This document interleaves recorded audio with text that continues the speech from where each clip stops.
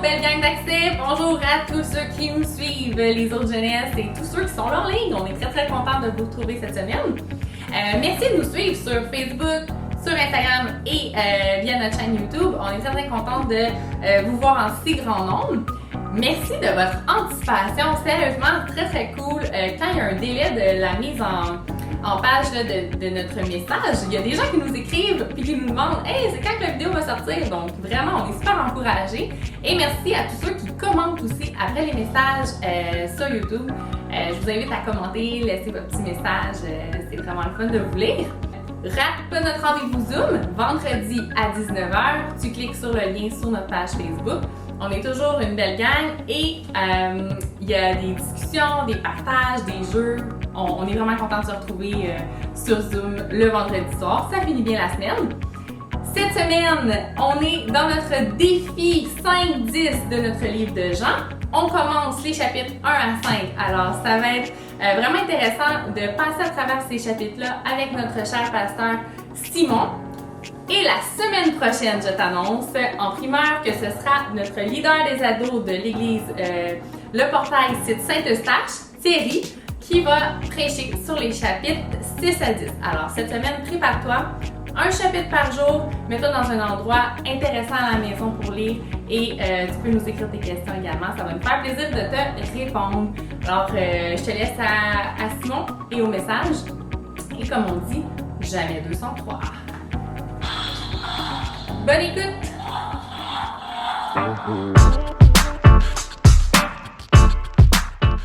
Salut Accès, salut tous ceux qui se joignent à nous en ligne. Et est-ce que ça t'est déjà arrivé à toi à la maison une fois de lire un poème, d'écouter une chanson, de regarder une œuvre d'art et de ne pas comprendre en fait qu'est-ce que ça veut dire, qu'est-ce que l'auteur voulait dire à travers son poème? Moi, ça m'est déjà arrivé d'écrire un poème et de très mal me faire comprendre. En fait, quand j'étais jeune, puis là je parle vraiment jeune, là, au primaire, là, première année, deuxième année, j'étais en amour avec une petite fille, puis là je me sentais super romantique et j'ai écrit un poème que j'avais caché dans son pupitre à l'école et elle n'avait pas compris mon poème. En fait, mon poème c'était super basique, là. Ce que je disais dans mon poème, c'est que elle était comme une rose qui avait grandi au milieu de la boue. Moi, je voulais dire qu'elle était très jolie, que nous autres, on était toutes ordinaires à côté d'elle. Mais elle, en fait, elle a pensé que je l'insultais. Elle a été fâchée. Elle a mal compris mon poème. Et c'est drôle parce que ce qu'on fait avec les défis 5-10, c'est exactement l'inverse. On veut t'aider, alors que la Bible, c'est un vieux texte qui bien souvent même peut paraître poétique avec notre regard moderne.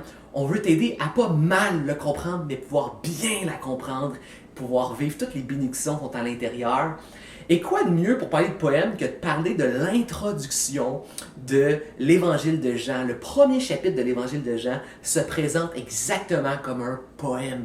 Et le premier chapitre de Jean exprime en lui-même toute l'essence, je trouve, de l'ensemble de l'Évangile. Et il y a un pasteur un jour qui a dit une phrase, et cette phrase-là est parfaite pour le titre, je crois, de l'Évangile, et le titre de ce message, et même le titre de ce premier chapitre, c'est « Le Fils de Dieu est devenu homme afin que les hommes deviennent fils de Dieu. » Lui, le Fils de Dieu, est devenu un homme pour que nous, les hommes, on devienne des enfants de Dieu. C'est vraiment une belle phrase qui résume l'ensemble de l'Évangile et de ce premier chapitre qui est un poème. Et première chose qu'on voit dans ce premier chapitre qui est un poème, c'est simplement qu'il est venu à nous. Jésus a quitté son ciel, il est entré dans le monde. Lui qui est éternel, lui qui est esprit, il est entré dans le temps, il est entré dans l'histoire, il est entré dans la chair pour venir à nous tellement il nous aimait. Et ça, je trouve ça incroyable lorsque je lis ça. Déjà, les mots qui sont utilisés dans ce poème-là, tu remarqueras que ça fait référence au premier chapitre de la Bible. Hein? Au commencement était Dieu, et Dieu dit que la lumière soit, la lumière fut. On voit que Dieu était là, et par sa parole, Dieu crée le monde, et on voit que l'Esprit est là sur la terre. Ça nous parle un peu de la Trinité. Tu as déjà entendu cette expression-là qui décrit l'être de Dieu. Ça veut dire que Dieu existe, un seul Dieu, mais en trois personnes différentes. Trois personnes différentes, mais qui forment un seul Dieu. Je sais que c'est complexe. Et si tu trouves ça compliqué à la maison, c'est normal. Parce que ça nous montre à quel point Dieu est grand, à quel point Dieu nous dépasse. Et ça montre qu'il est divin. Mais il y a quelque chose de beau aussi de regarder qu'à quel point il est divin et complexe, mais à quel point justement il s'approche de nous en Jésus-Christ pour être près de nous et nous ressembler. C'est incroyable. Et c'est beau quand je réalise à quel point Jésus fait l'inverse de tout ce que nous, les êtres humains, on veut. Les êtres humains, là, on veut toujours le meilleur pour nous-mêmes. On essaie de gagner plus d'argent, d'être plus en santé. On veut toujours avancer dans la vie. Tous les êtres humains, en fait, on veut aller au paradis. On aimerait ça être dans un endroit qui est sans souffrance, où on ne meurt pas et où on est heureux et on se sent comblé pour toujours. Jésus, il était là. Nous, on veut aller dans cet endroit-là. Jésus, lui, a quitté cet endroit-là. Jésus est venu dans un monde qui est souffrant, où on se sent vide, incomplet, un monde qui est triste. Pourquoi? Pour venir nous sauver. Lui, il n'a rien gagné, Jésus, en venant sur terre. Il a tout perdu, mais il est venu par amour pour venir nous sauver, pour que nous, les êtres humains, on puisse entrer dans cet endroit parfait. Il est venu à nous pour que nous, on puisse aller là où lui était. C'est incroyable. Et qu'est-ce que ça devrait nous amener à considérer dans notre propre vie, de réaliser à travers le premier chapitre de Jean que lui est venu à nous? C'est probablement, ça devrait nous amener à vouloir probablement le recevoir convenablement. Il a tout quitté pour venir nous sauver. Recevons-le pleinement les bras ouverts, convenablement. Ça devrait nous amener à vouloir écouter attentivement ce qu'il a fait. Le Fils de Dieu est entré dans l'histoire de l'humanité et nous avons le témoignage dans les évangiles qui raconte la bonne nouvelle de l'œuvre de Jésus. On devrait vouloir l'écouter. On devrait vouloir aller le lire. On devrait réaliser la chance et la grâce que nous avons d'avoir ces écrits-là et vouloir les écouter convenablement. Et on devrait vouloir prendre exemple sur lui. Réaliser que le Dieu de l'univers infini et éternel a marché sur cette terre. On devrait vouloir le regarder justement comme un exemple pour nous qui marchons présentement sur cette terre. Dieu est entré dans l'histoire. Dieu veut entrer dans ta vie. Dieu veut présentement entrer dans ton salon, dans ton cœur, dans ton quotidien. Dieu veut prendre place dans ton quotidien parce que Dieu veut te faire entrer dans l'éternité. C'est incroyable de réaliser ça. Et justement, donnons notre attention au reste de l'évangile de Jean. Allons au chapitre 2. Le chapitre 2 nous enseigne que Jésus est venu donner la vie. Comment il donne la vie? Premièrement, en donnant sa vie. En donnant une vie parfaite et en donnant sa vie à la croix pour pardonner nos péchés. Jésus est venu nous donner une vie nouvelle en donnant et offrant sa propre vie. On va au chapitre 2, des deux histoires qui illustrent la nouvelle vie belle et parfaite que Jésus veut nous offrir. On voit au début que Jésus va aller dans un mariage. Mariage, là, c'était le symbole du party ultime où il y avait le plus de fun à l'époque. Les mariages pouvaient durer 7 jours. Il y avait de la bouffe, il y avait du vin, les gens chantaient, dansaient, riaient, avaient du plaisir. On attendait les parties de mariage à l'époque. Et Jésus va dans un mariage, il va manquer de vin. Qu'est-ce que Jésus va faire? Jésus va prendre les outres d'eau qu'on utilisait dans des rituels religieux juifs de purification pour les remplir d'eau et faire du vin pour que la fête dure encore plus longtemps. Ça, c'est Jésus qu'on voit. Et ensuite, Jésus va aller au temple et Jésus va dire qu'on pourrait détruire le temple et le reconstruire en 3 jours. Mais ce que Jésus voulait dire, c'est que son corps va être détruit à la croix pour nous et après 3 jours, il va ressusciter. Et qu'est-ce que ça nous montre ici? En gros, ce que ça nous montre, c'est que la religion humaine, elle est stérile, elle est morte, elle ne mène à rien et bien souvent, elle est plate et triste. Mais qu'à la place, Jésus, lui, n'est pas venu nous offrir une religion plate et morte et stérile. Jésus est venu s'offrir, se donner pour nous donner la vie abondante, la vie éternelle et un party de plaisir où on va être bien avec lui pour toujours. Ça, c'est l'inverse de la religion humaine. C'est une vie éternelle, heureuse pour toujours. Peut-être que toi, dans ta tête, tu pensais que le vrai party, on le retrouve avec Satan en enfer. Non. L'enfer, Satan ne règne pas en enfer. L'enfer, c'est une prison triste pour Satan qui détruit le monde et l'œuvre de Dieu. Le vrai party, il est au paradis, éternellement, avec Jésus, où on va se sentir heureux dans la joie et plein. Essaye d'imaginer le party du siècle. Essaye d'imaginer le paradis comme justement ces mariages-là qui durent indéfiniment et où on est heureux et bien. Imagine la plus belle place dans le monde. Imagine un genre de un genre de Disney World sur une plage idyllique avec les palmiers, avec des gens le fun que t'aimes, avec du plaisir, on rit, tes humoristes sont là, la meilleure bouffe, un buffet des continents de McDo, PFK, sushi, Pokéball, tout ce que t'aimes comme bouffe, du sport, des jeux, du plaisir, Jésus qui est là au milieu de nous, c'est lui qui nous a invités à ce party-là, qui fournit tout ça, et où on se sent jamais vide, où on n'a plus de peine, de tristesse, de maladie, de souffrance, et qu'on n'a même pas ce sentiment-là de se tanner là, de la routine et tout ça, on se sent plein, comblé, heureux pour toujours, en bonne compagnie. Ça là, ça te semble peut-être être un paradis, c'est rien à côté du paradis. De la même manière qu'on n'est pas capable d'imaginer complètement ce qu'est Dieu, qui est Dieu trois personnes en un, c'est impossible, c'est trop complexe à imaginer. Le paradis, là, on est tellement loin de la perfection dans notre monde que tu peux même pas imaginer à quel point le paradis, c'est incroyable. Et c'est ça que Jésus est venu nous offrir en donnant sa vie. Ça devrait nous amener à vouloir refuser les faux paradis et les faux parties que Satan essaie de nous offrir. Satan veut nous éloigner du projet de Dieu parce qu'il déteste Dieu et il s'attaque à ses enfants. Et Satan va te proposer des faux parties, va te proposer des faux plaisirs. Satan va te dire, moi je vais te donner des choses maintenant. Je vais te donner la drogue, je vais te donner un faux sexe, un faux plaisir, un faux party. Je vais te donner des fausses amitiés, du faux divertissement. Je vais te donner du plaisir. Je vais te faire croire que je te donne du plaisir maintenant. Mais en fait, qu'est-ce que je suis en train de faire? Je suis en train de te détruire, je suis en train de détourner du plan de Dieu, je suis en train de t'éloigner. En fait, Satan, il veut t'amener avec lui. Il est en train de couler, il sait Satan qui s'en va en enfer, il veut que tu coules avec lui. Alors que Jésus te dit non, refuse les faux parties de Satan et investis, crois en moi. Le party que Jésus nous amène, il est à venir, mais déjà, il nous met la promesse et la joie et l'attente dans notre cœur. Déjà, il nous donne un but parce qu'on peut inviter, partager cette bonne nouvelle aux gens. Mais ce que Jésus va nous offrir quand il va revenir, ça ne va pas durer juste un temps, ça ne va pas nous détruire, on ne va pas se sentir vide après, ça ne va pas nous éloigner de la vie. Au contraire, ce qu'il vient nous offrir, c'est le vrai party, un party qui est éternel et dans lequel on va être bien pour toujours. Refuse les faux parties de Satan et reçoit dans la joie, dans l'anticipation et participe même à inviter la joie et l'attente du vrai party éternel que Jésus vient nous offrir. Donc c'est déjà ce que Jean 2 nous propose. Donc déjà là, c'est vraiment incroyable en 2 chapitres ce que l'évangile de Jean essaie de nous parler. Et maintenant, le chapitre 3 nous parle un peu plus de justement comment entrer et recevoir ce party. Pour entrer dans le paradis, le party éternel, parfait de Dieu, il faut soi-même être parfait. Mais ça, c'est un problème parce que justement, nous sommes pécheurs et imparfaits.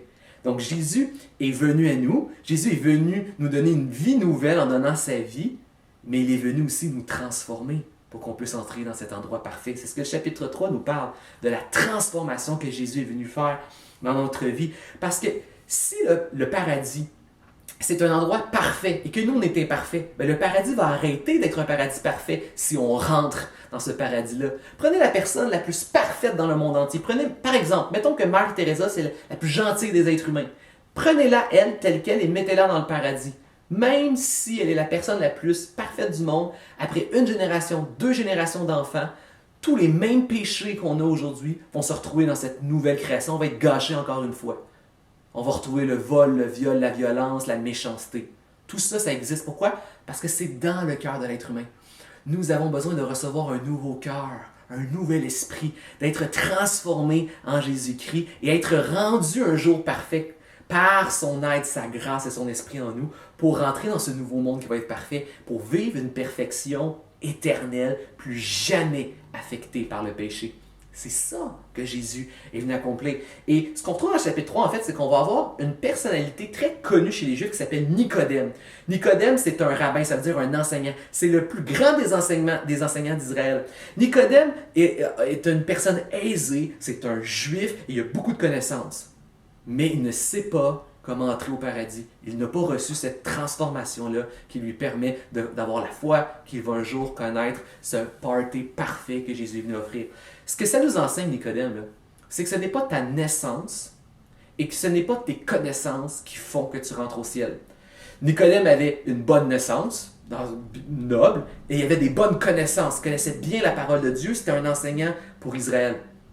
Mais il n'avait pas été transformé. Et c'est pour ça que Jésus va dire, Tu dois naître d'eau et d'esprit pour pouvoir entrer dans le royaume de Dieu parfait qui est à venir. Qu'est-ce que ça veut dire naître d'eau et d'esprit?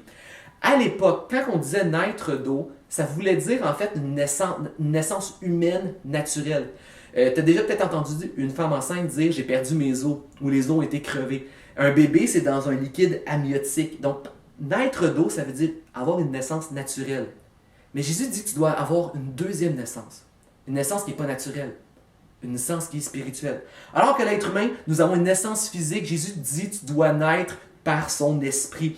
Alors que nous avons une naissance biologique, tu dois subir une naissance spirituelle. Notre première naissance, elle est éphémère. Un jour, notre corps va vieillir et mourir. Mais Jésus veut nous offrir une nouvelle naissance qui va être éternelle. Ta première naissance, elle est terrestre. Mais la naissance que Jésus veut te donner, c'est pour participer à quelque chose de céleste. C'est le royaume de Dieu.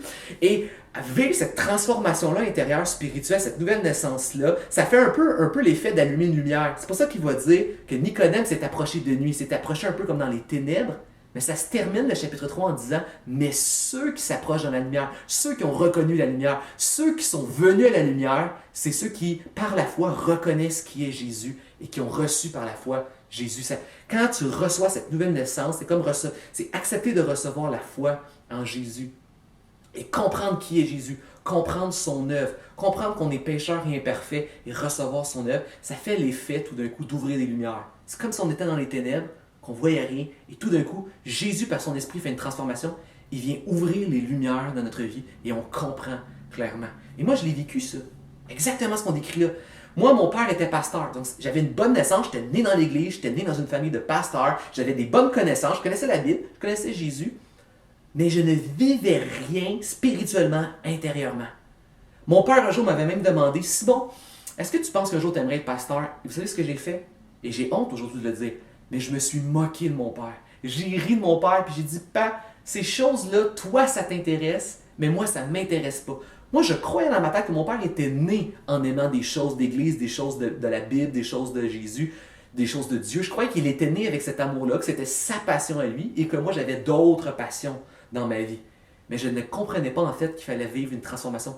L'être humain, naturellement, dans sa première naissance, n'est pas intéressé par Dieu et les choses de Dieu. La Bible dit qu'on est mort naturellement, que naturellement, on est même ennemi de Dieu. C'est normal si naturellement, tu n'es pas intéressé par Dieu, par sa parole ou par Jésus. Tu as besoin de recevoir l'œuvre de Jésus par la foi. Tu as besoin de te laisser transformer par cette foi qui t'ouvre les yeux et qui fait lumière, que tu réalises ton besoin, que tu réalises que tu as envie de tomber en amour avec l'œuvre que Dieu a fait pour toi. Tu as besoin, et j'ai eu ce besoin-là. Et un jour, j'ai entendu l'œuvre de Jésus. J'ai entendu ce que Jésus a fait pour moi. Et même si je le connaissais, même si j'étais né dans une famille chrétienne, c'est comme si j'ai vécu une nouvelle naissance. Il y a une lumière dans ma vie qui s'est allumée et j'ai réalisé que j'étais pécheur, que j'étais imparfait, que je ne pouvais pas accéder à Dieu ni à ce paradis. Et j'ai réalisé comme jamais comment que Jésus a pris ma place à la croix. Et j'ai tombé en amour avec Jésus. J'ai reçu par la foi ce que Jésus avait fait pour moi. Et ça a tout changé. Et à ce moment-là, j'ai commencé à aimer Dieu. J'ai commencé à aimer sa parole. Il y a une passion qui est née. C'est une nouvelle naissance. Une passion qui est née. Et Dieu a commencé un processus de transformation dans ma vie. Et que Dieu va terminer le jour où Jésus va revenir pour que je puisse entrer dans ce paradis éternellement. Et je te souhaite que tu puisses recevoir ce cadeau-là de la foi. Que tu puisses te laisser transformer, qu'elle puisse allumer dans ta vie. Tu sais, la foi de Dieu, elle s'offre à nous.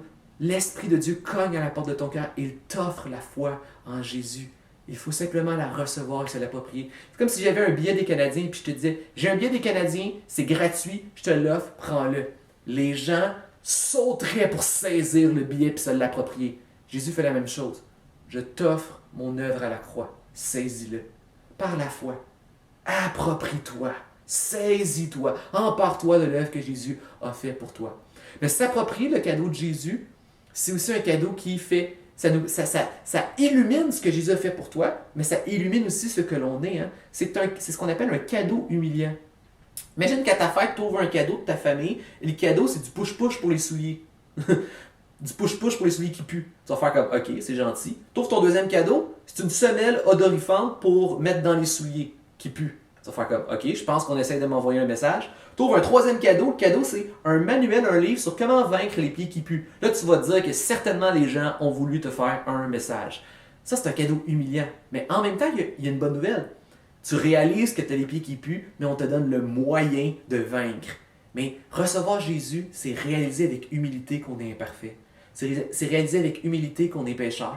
C'est réaliser avec humilité que nous avons absolument besoin de Dieu, de son aide, de sa grâce, de son esprit en nous et de l'œuvre de Jésus qui nous pardonne, qui nous remplace à la croix pour entrer dans ce paradis à venir. C'est un cadeau qui nous demande de nous humilier. Mais quand tu le reçois, ce cadeau-là, et tu acceptes de le recevoir et de t'emparer de lui, ça fait lumière, ça illumine ton besoin, ça illumine la beauté de l'œuvre de Jésus à la croix qui prend ta place, et ça illumine avec foi la joie et l'anticipation de ce qui arrive bientôt lorsque Jésus reviendra, ce royaume parfait et éternel, ce party. Et tout ceci nous amène à la fin, au 4e chapitre. On voit que Jésus, il est venu à nous, il est venu nous donner la vie en donnant sa vie, il est venu nous transformer, nous préparer pour ce moment, et il est venu aussi pour donner un sens à notre vie.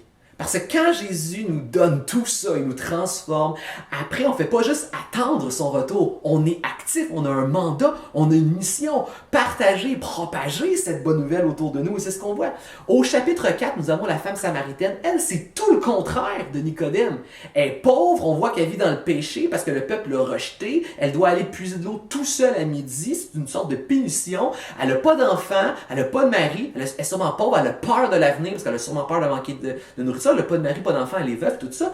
Donc, c'est difficile pour elle. Mais regardez comment elle va recevoir Jésus. Jésus va être une bonne nouvelle dans tous les problèmes de sa vie. Regarde ça.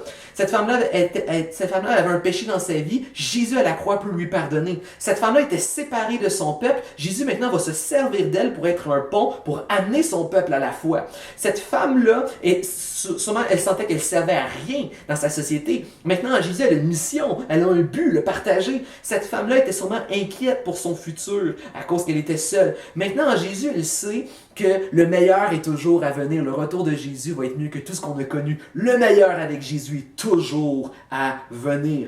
Peut-être que cette femme-là aussi se sentait incomplète parce qu'elle n'a pas réussi à avoir d'enfant, elle était stérile. Maintenant, elle est une mère spirituelle qui a donné une naissance spirituelle à plein de gens dans son village. Jésus va rendre ta vie plus utile et fructueuse que n'importe qui si tu le reçois et que tu acceptes la mission qu'il a pour toi. Et on voit la même chose avec le dernier passage. On a un officier royal, donc aussi on a un Romain qui travaille à la cour et lui il va venir à Jésus en croyant en Jésus, il va mettre sa foi dans ce que Jésus va dire et on voit que sa famille va être guérie, mais plus que ça, elle va recevoir la foi et être sauvée. Jésus aussi fait du bien dans nos familles. Et moi je prie que l'œuvre de Jésus, la parole de Jésus, ce que tu découvres dans sa parole, dans la prière, la transformation qu'il veut faire dans ta vie, qu'elle puisse avoir un impact dans ta maison, en ce moment dans ton salon, dans ta famille, autour de toi, chez tes proches et tes amis proches. Que l'œuvre de Jésus, comme cette femme avec son village ou comme cet homme avec sa famille, que Jésus puisse te faire du bien à toi et dans ta famille, autour de toi présentement. C'est ma prière. Seigneur, je te prie pour accès et pour tous ceux qui nous suivent en ligne. Que Seigneur, l'œuvre que tu nous fais découvrir puisse avoir du fruit incroyable autour de nous. Comme tu as dit à la femme samaritaine, une eau de vie qui va couler de toi et déborder même autour de toi, Seigneur. Je prie que tu puisses déborder autour de nous. Dans ton précieux et puissant nom, j'ai prié. Et tous, Axel, les plugs, les teens et tout le monde qui nous suivait, Sport Jeunesse, nous disons Amen. Hey Axel, merci de ton écoute et tous ceux qui nous suivent aussi. Et on se retrouve la semaine prochaine.